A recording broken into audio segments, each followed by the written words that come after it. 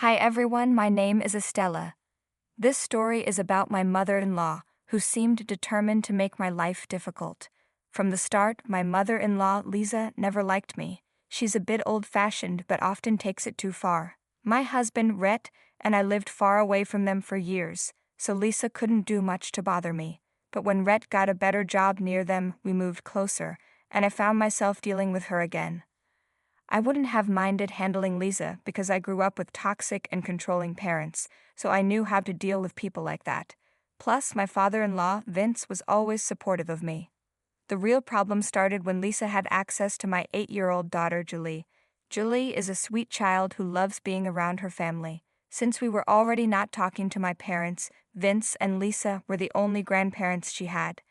I tried to put my issues with Lisa aside so Julie could have a good relationship with them. Rhett also thought his family was important, so cutting Lisa off wasn't an option.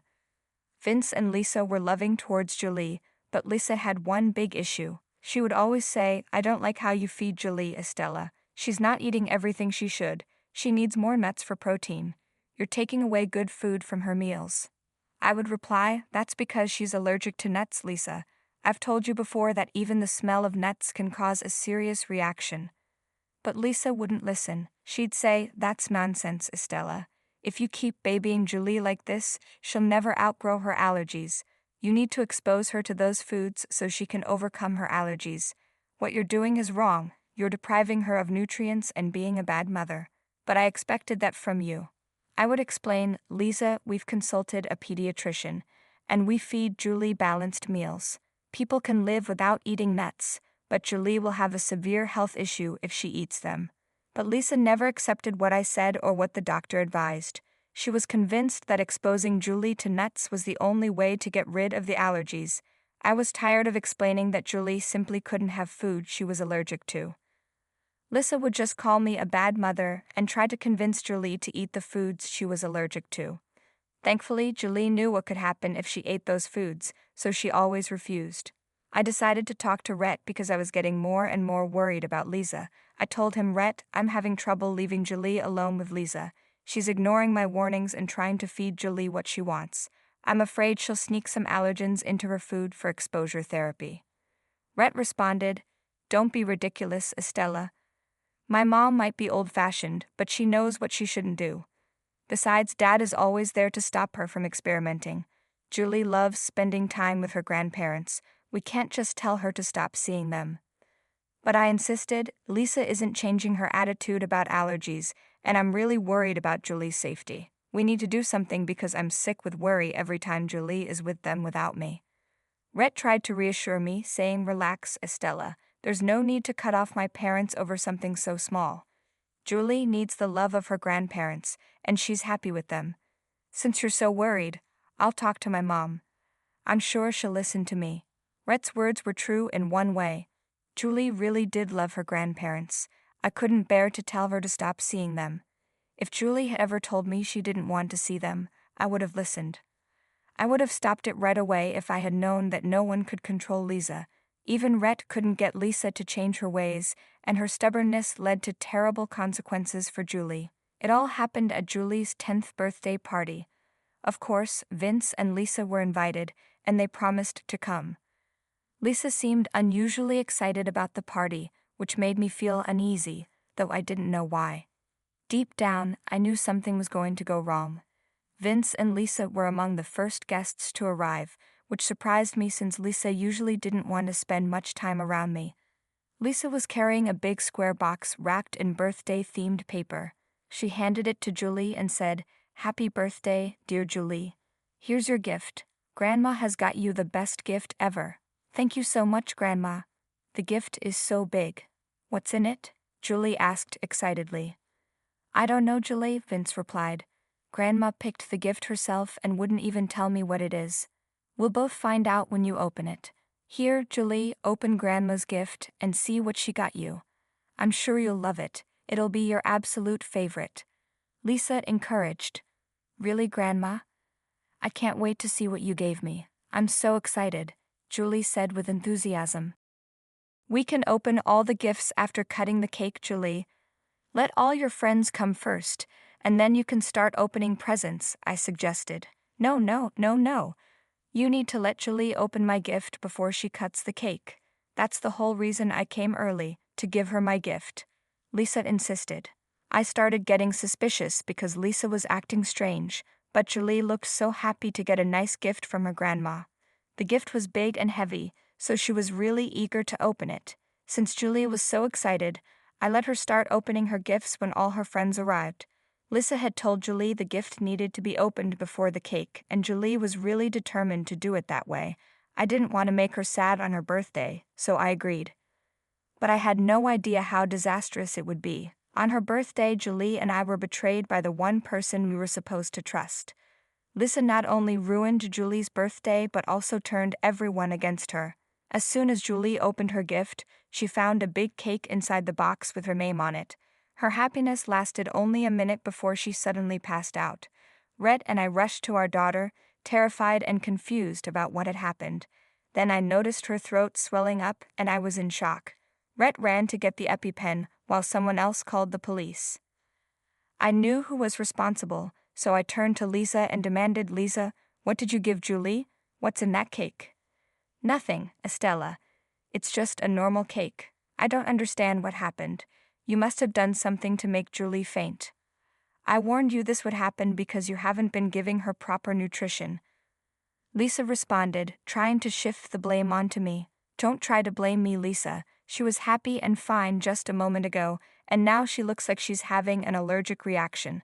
Tell me what you did," I shouted, panic rising in my voice. "Lisa, you better not have put something in that cake. I knew I should have kept an eye on you when you promised to get her the best gift ever. Look at Julie, she's turning blue," I yelled, fear gripping my heart.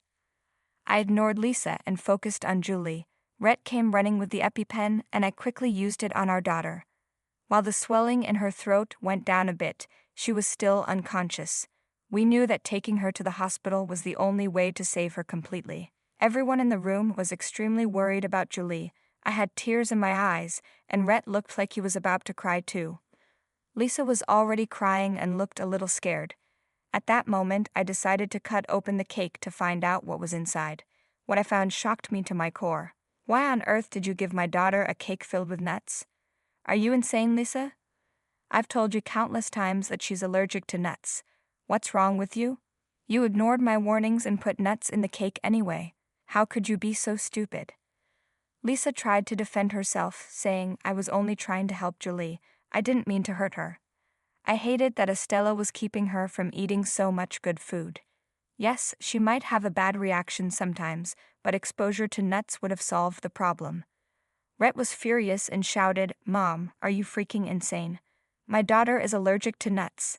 She could have died from this reaction. Who gave you the right to decide how to handle her allergies? Look at what you've done."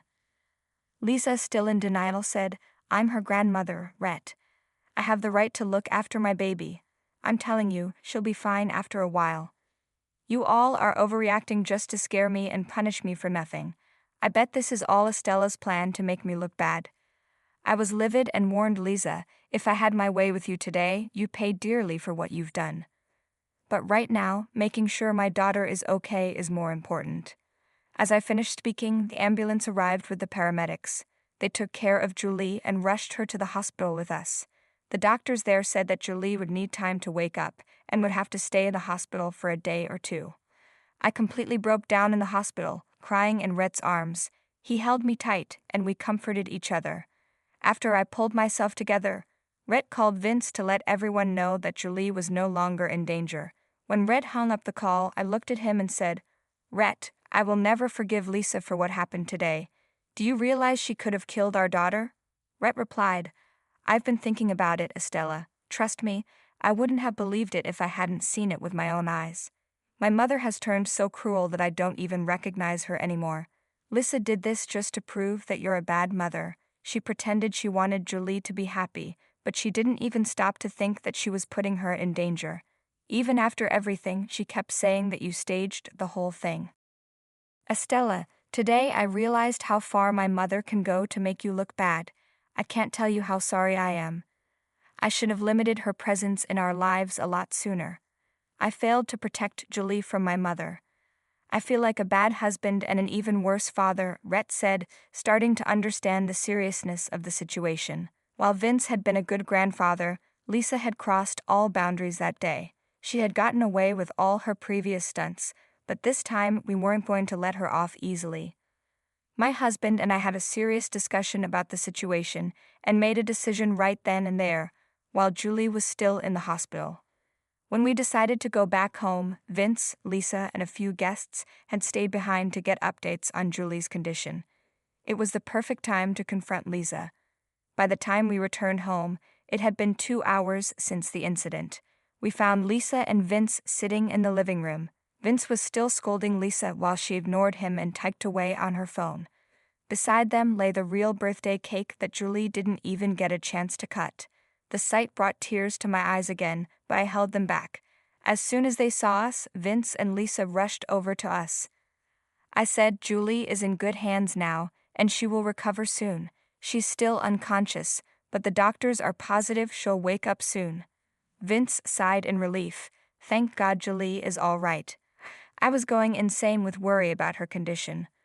But Lisa, still in her delusion, said, "See, there was nothing to worry about. It wasn't even a big deal. Julie will be fine, and her immunity against nuts will improve in no time. Her allergies will be gone. I told you I know what's best." At that moment, Rhett couldn't hold back anymore.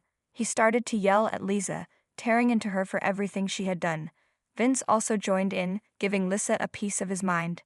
The guests were shocked, looking at Lisa with disgust. I was burning with anger too. I said, "Enough is enough, Lisa. We've given you multiple chances to prove yourself, but even after sending my daughter to the hospital, you have no remorse for your actions. This is the last straw. We will never allow you near our or Julie's life again. You are banned from this house too." Lisa snapped back, "You have no right to tell me where I can or cannot go. My son won't allow you to cut me off over nothing. I know this is all you ever wanted, but I won't let you take away my granddaughter just because I don't agree with your parenting. Rhett knows I'm right, and he will support me." But Rhett firmly said, "Absolutely not, Mom. You will never come near me or my family again. Dad is welcome here anytime since he's the only sane grandparent Julie has. He even tried his best to stop you from hurting Julie, but today you sent Julie to the hospital, and you're still claiming you did the right thing. I don't want someone so cruel around my daughter." Lisa couldn't believe her own son was turning against her. She had always trusted Rhett to defend her, but what she didn't realize was that Rhett was a reasonable man, not deluded like her. Even the guests started to berate her, making Lisa realize she had nowhere to turn. Vince wasn't on her side either. She started screaming, "Estella, this is your fault. You set me up to humiliate me, and now you've turned everyone against me. I won't forgive you for this. You should be the one begging for forgiveness. You've ruined your own name and taken yourself away from Julie. You'll never see her again." I calmly replied, "Good luck trying to get grandparents' rights when you're rotting in jail.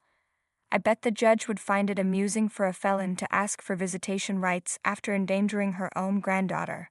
Lisa's eyes widened in panic. "What do you mean, Estella? Why would I go to jail? I haven't done anything wrong." "What you did is a crime, Lisa. Exposing a child to allergens knowingly is considered a form of poisoning. I bet you didn't know that, but Rhett and I do, and we've called the police on you. You hear those sirens? They're coming to arrest you." No, you're lying. This can't be happening. You can't get me arrested for this." Lisa was in tears, begging us to drop the charges, but when 2 officers walked in and told her she was under arrest, she started holding onto our hands, pleading not to be sent to jail. Rhett didn't even look at her and told the cops to drag her away. I just gave her a cold stare and told her that her game was up.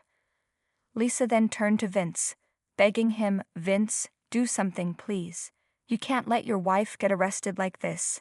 But Vince shook his head and said, "When my wife does something truly horrifying and shows no remorse, I will not protect her. Lisa, I've warned you for years to change your ways, but you never listened. Today you put our only granddaughter in danger." Lisa cried, "I was only doing this for her own good. I never knew it would hurt her so badly. Please, Vince, I'm your wife. You need to help me. Rhett has already kicked me out of his life." Vince replied firmly, "Rhett did the right thing, Lisa. In fact, it's what I'm going to do too." Tomorrow, I'm talking to a divorce lawyer. I'm done with you. There's no way I'm staying with a psycho like you anymore. This time, I'm protecting my granddaughter and my kids from your presence. No, no, no, Vince, you can't do this to me. I'm your wife. Lisa cried out, but Vince told the cops to take her away. Lisa was crying the entire time, begging for help. The party had ended a long time ago, but now I felt a little bit at peace. Rhett, Vince, and I all returned to the hospital after the guests left. The guests were also angry with Lisa and said they would tell everyone what a horrible person she was. The next day, our little Julie woke up and was doing much better, but she seemed extremely scared of Lisa. She kept crying and begged us to keep Lisa away from her. Mom, Dad, I don't want to be near Grandma again. She always tries to make me eat things that I know will give me allergies. Grandpa stopped her every time, but I don't want to be with Grandma again. Julie, I promise you, Grandma will never hurt you again. She won't be in our lives anymore. You love Grandpa, right? He'll be around, but Grandma won't be near you anymore. It's a promise. Julie was traumatized by what had happened, so we signed her up with a child therapist to help her sort through her emotions. Rhett and I also started couples therapy to improve our communication. We're doing much better as a family now, and it really helps to have a supportive man like Vince around us. Meanwhile, Lisa's life quickly went downhill. When her own family found out about her actions, they scolded her and cut her off. Even her friends were disgusted and didn't want anything to do with her. Lisa was left crying and begging everyone for bail money, but no one helped. Vince filed for divorce the next day, and Lisa was served the papers while she was still in jail. She lost her mind when she received the papers, screaming in her holding cell. Months passed and Vince was able to get an easy divorce from Lisa, thanks to the police report. We live in an at-fault state, so that helped. As for Lisa, she was sent to jail. The judge ordered her to pay us money for medical bills, but since she didn't have any, she got a long sentence. We filed restraining orders against her, so she's legally required to stay away from our family. We're positive she won't be able to come near us again, but if she tries, she'll have to deal with Mama and Papa Bear, who will do